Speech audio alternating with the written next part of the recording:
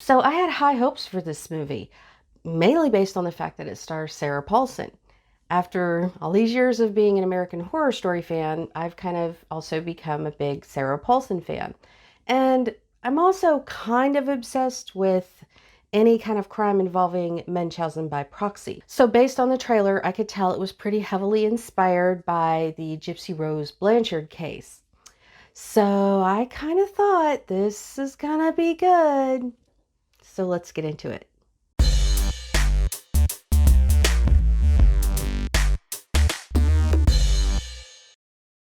When Run was released in November of 2020, it was Hulu's most watched original movie and it's most talked about on Twitter.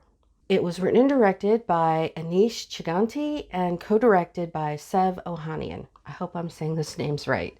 The opening scenes of Run are very well done.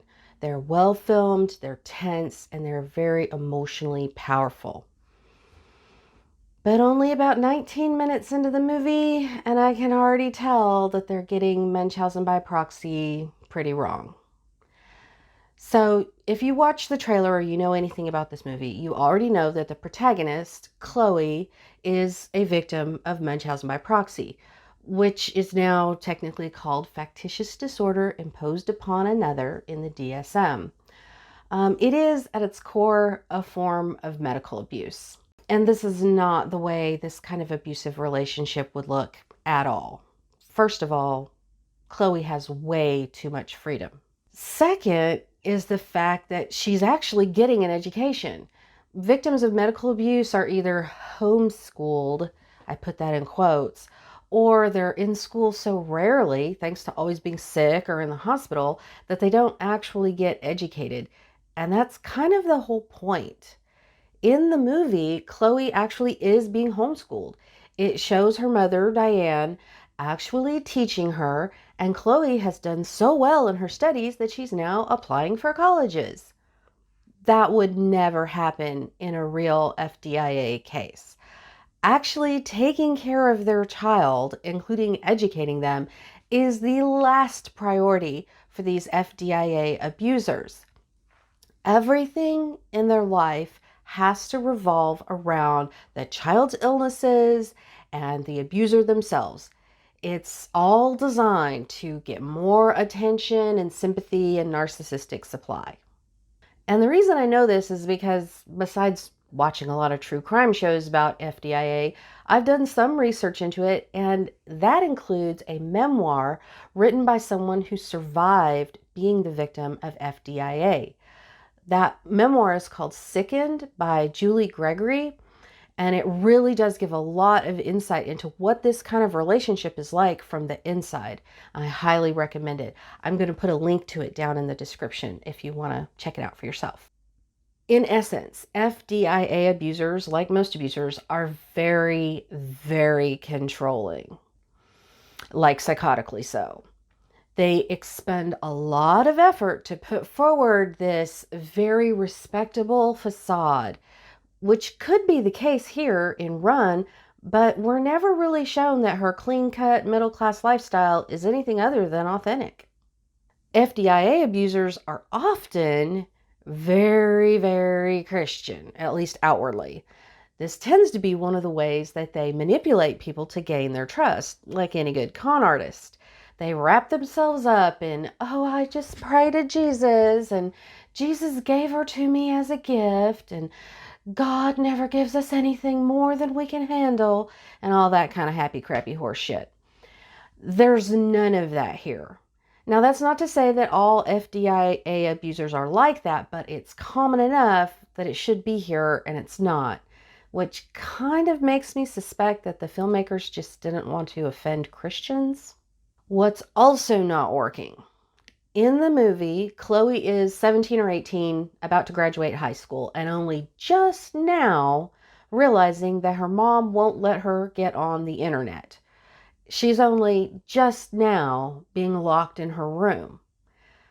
This just shows a fundamental misunderstanding about how these FDIA relationships actually work. An FDIA victim doesn't just wake up one morning ready to go to college in her otherwise normal world and only now suddenly realize her mom has been doing all this to her. By the time she has reached this age, not having internet and being locked in her room as punishment would be normal to her. Chloe would have spent her entire life being broken down and brainwashed, living in a world of abuse, in total, utter control of her mother and isolation. These filmmakers just don't seem to get that. And that's to the movie's detriment as a movie. If we look at another movie that was more explicitly based on the Gypsy Rose Blanchard case, The Act, say what you will about its veracity, which I probably will at some point, but it builds tension by showing the reality of being in that controlling, abusive relationship. The tension and the suspense build from this atmosphere of feeling utterly buried. This claustrophobic atmosphere just ratchets up the tension and the stakes. Whereas with Run, they pretty much just jump right into, oh no, I need to escape.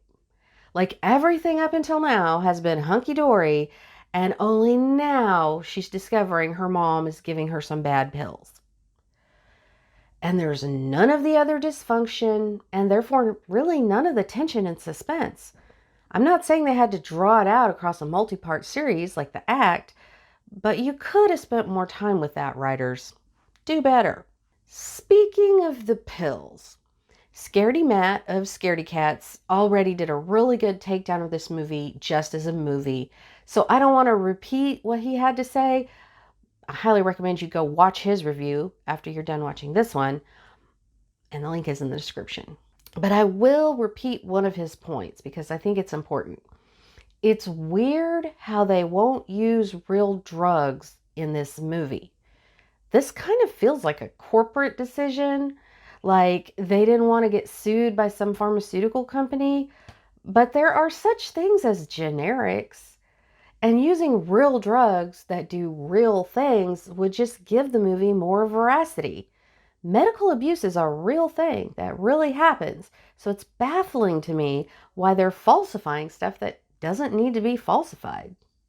But the biggest, most glaring mistake is that after that initial scene, they have not had one doctor's visit, hospital visit, no fundraisers, no church groups, no Make-A-Wish trips, none of the kind of things these FDIA abusers fucking live on. In the real world, they would not go an entire week without having some kind of community validation or getting some money to build a new ramp or whatever the fuck. Here, they just lead this quiet life and nobody really knows about them. That is complete bullshit. In FDIA, the abusers have to be the center of attention at all times. That's where this disorder springs from. So it's just really off. And then the third act just goes completely off the rails. She has a handgun in her first aid kit. Really? Anyway, near the end, the motive is revealed in what is supposed to be a twist. But since we don't really get a lot of foreshadowing or clues to this, it's really more of a surprise than a twist. But we learn Diane is not actually an FDIA abuser, apparently. She's just a kidnapper who's psycho enough to steal another person's baby, hold that baby hostage, and give them paralytic drugs for like 18 years so as to make her disabled and dependent on her, but not psycho enough to do literally anything else. No. That's not how it works. That's not how any of this works. I hate to call this movie hammy because it's not. The actors are all incredible. As usual, Sarah Paulson kicks ass. And Kiera Allen, who plays Chloe, also does an incredible job.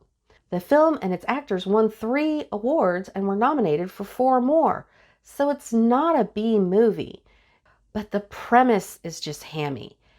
It looks like it was written by someone who only knows the superficial facts of the Gypsy Rose Blanchard case and nothing else. like it was loosely based on that case, but with the premise of if Gypsy had been the good girl and done everything right, this is how she would have escaped. It's got that kind of final girl revenge fantasy feel to it. It's all muddled. I think they just tried to toss a bunch of tropes about evil mothers all into one movie, and it doesn't work. I have to say that I think maybe part of the reason why it doesn't work is that it was written and directed by men. Now, before you start hate posting, hear me out. I absolutely know that people of one gender can write characters of another gender very well. Stephen King and George R.R. Martin are really good examples of this. But FDIA is an extremely female disorder. Around 95% of the people who have it are female. And in the Gypsy Rose Blanchard case, the victim was female as well. And sorry, not sorry, but these two guys just do not get it. This is supposed to be a horror movie about FDIA, but it just sands down or leaves out all the real horror of FDIA abuse. So what are your thoughts about Run? Let me know in the comments. And if you enjoyed this video, give it a like and subscribe to my channel. And if you want more nerdy content, you can support me on Patreon. Link in the description. Till next time, Darklings!